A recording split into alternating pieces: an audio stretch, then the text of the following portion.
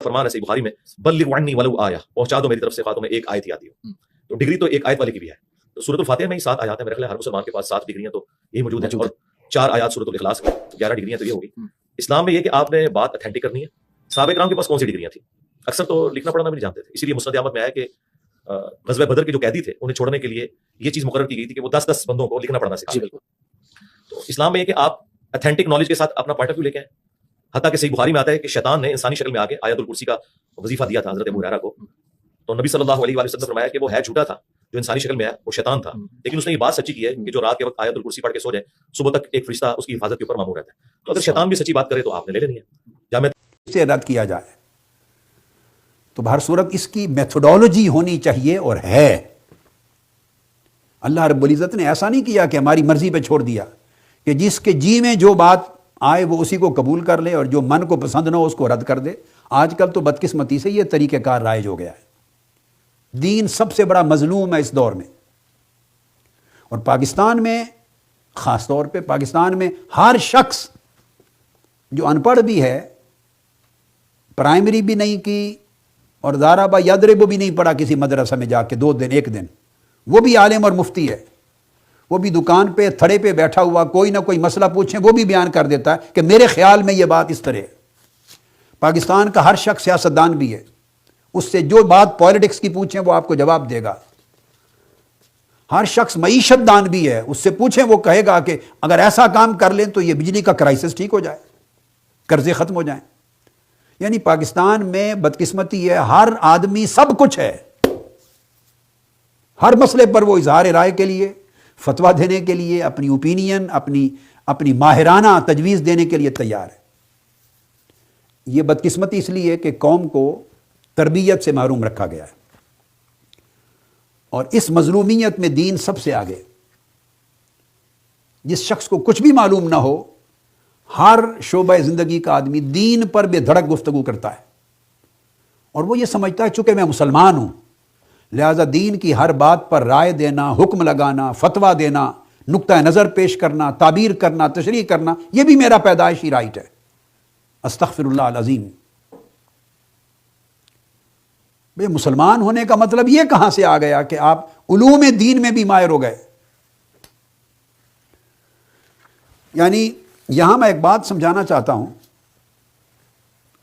جس چیز نے ہمیں نقصان پہنچایا، اور ہم چونکہ میتھڈولوجی کو عقائد کے باب میں، دین کی تعلیمات کے باب میں، دین کے احکام کے باب میں، دینی ہدایات کے باب میں اصول، قاعدہ، ضابطہ چھوڑ بیٹھے، تو ہمارا حال اس طرح کا ہو گیا ہے جیسے مثلا سائیکل کو پنکچر لگانے والا شخص. آپ ان چند مثالوں سے چند مثالیں دیتا ہوں، آپ سمجھیں کہ پھر اس چیز کا حشر کیا ہوگا. وہ حشر ہم دین کا کر رہے ہیں. سائیکل کو جو پنکچر لگا لیتا ہے، اگر وہ موٹر سائیکل کا انجن کھول کے بیٹھ جائے تو آپ کے موٹر سائیکل کا حال کیا ہوگا؟ اور جو شخص موٹر بائک کا میکینک ہے، وہ مرسیڈیز کا انجن کھول کے بیٹھ جائے، کیا حال ہوگا؟ کار کا یا ٹیوب کا جو پنکچر لگانے والا شخص ہے، وہ ہوائی جہاز کا انجن کھول لے. عطائی مطب کرنے والا جو کویکس ہیں، جگہ جگہ حکیم ہیں، مطب کھولے ہوئے ہیں، ڈسپینسر ہیں، ڈاکٹر بنے بیٹھے ہیں، وہ اگر آنکھ کا آپریشن شروع کر دے، کار کا ڈرائیور جہاز میں پائلٹ کی سیٹ پر جا بیٹھے کہ میں کار بھی تو چلاتا ہوں اور جہاز چلانے کا بھی یہی اصول ہے، وہ کیوں نہیں چلتا؟ ENT کا ماہر اسپیشلسٹ، ناک، کان اور آنکھ کا، وہ دماغ کا آپریشن شروع کر دے. یورولوجسٹ، گردے کا ماہر جو ہے، وہ سرجری ہارٹ کی شروع کر دے. تو آپ دیکھیں کوئی اس بات کی اجازت دیتا ہے؟ ہرگز نہیں دے گا، کیونکہ یہ اصول کے خلاف ہے، یہ نیری جہالت ہے، یہ ظلم ہے. بدقسمتی ہے کہ جب یہ کام آپ روز مرہ کی زندگی میں ایسا کسی کو نہیں کرنے دیتے، یہی کام دین کے باب میں ہر روز ہر شخص کر رہا ہے. جس کی شکل دیندارانہ ہے، اس کے سر پہ پگڑی ہے، امامہ ہے، ٹوپی ہے، داڑھی ہے، اسلامی شرعی لباس ہے، خطاب کر لیتا ہے، امام ہے، جو مسئلہ جی چاہے پوچھ لے وہ آپ کو فتویٰ دے دے گا. یہ بدقسمتی. نفسیات کا ماہر ہو، سائیکالوجسٹ، وہ اکاؤنٹنٹ بن کے بیٹھ جائے، کیا حشر ہوگا؟ حتیٰ کہ لوہار، وہ بھی تو کچھ بناتا ہی ہے نا، لوہار وہ سونے کے زیورات بنانے بیٹھ جائے، کہتے ہیں نا ہمیں بھی آنا، ہم بھی کچھ بناتے ہی ہیں، تو سونے کے زیورات بھی بنا لے۔ ایسا نہیں ہوتا۔ ہر فن کے لیے رجال ہوتے ہیں، لوگ ہوتے ہیں، ہر سبجیکٹ کی ایک اسپیشلٹی ہوتی ہے، ہر علم و فن کے لیے ایک اصول، قاعدہ اور ضابطہ ہوتا ہے۔ بھائی کالجز میں تو فزکس کا پروفیسر کبھی کیمسٹری نہیں پڑھاتا، کیمسٹری کا پروفیسر کبھی بایولوجی نہیں پڑھاتا، حتیٰ کہ خود بایولوجی کے اندر زوالوجی کا پروفیسر بوٹنی نہیں پڑھاتا اور بوٹنی کا پروفیسر زوالوجی نہیں پڑھاتا۔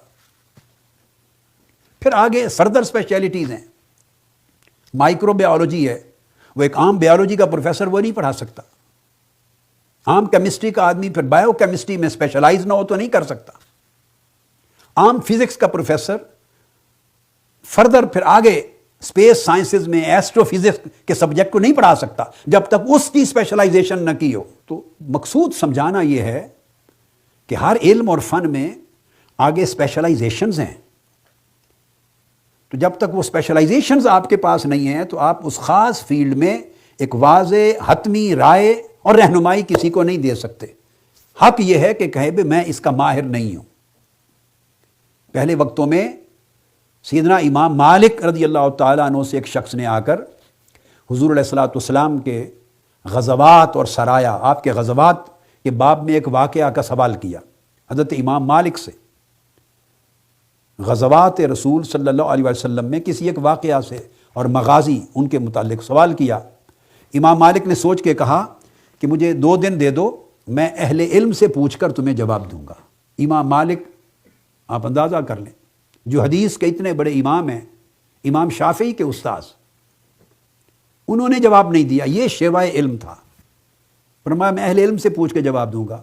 اب اہل علم کیا وہ خود نہیں تھے؟ آج کے زمانے میں ہر شخص اہل علم ہے، اس کو علم کی عین لام میم کا بھی نہ پتا ہو، وہ بھی اہل علم ہے۔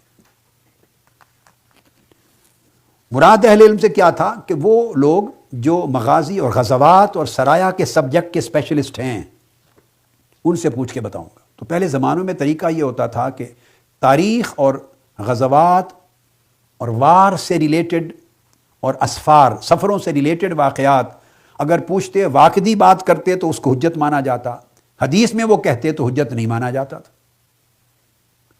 تفسیر میں کسی اور کی بات حجت ہوتی، حدیث میں کسی اور کی حجت ہوتی، تفسیر میں کسی اور کی حجت ہوتی، فقہ میں کسی اور کی بات حجت ہوتی، حدیث میں کسی اور کی بات حجت اور اتھارٹی ہوتی، تاریخ میں کسی اور کی بات اتھارٹی ہوتی۔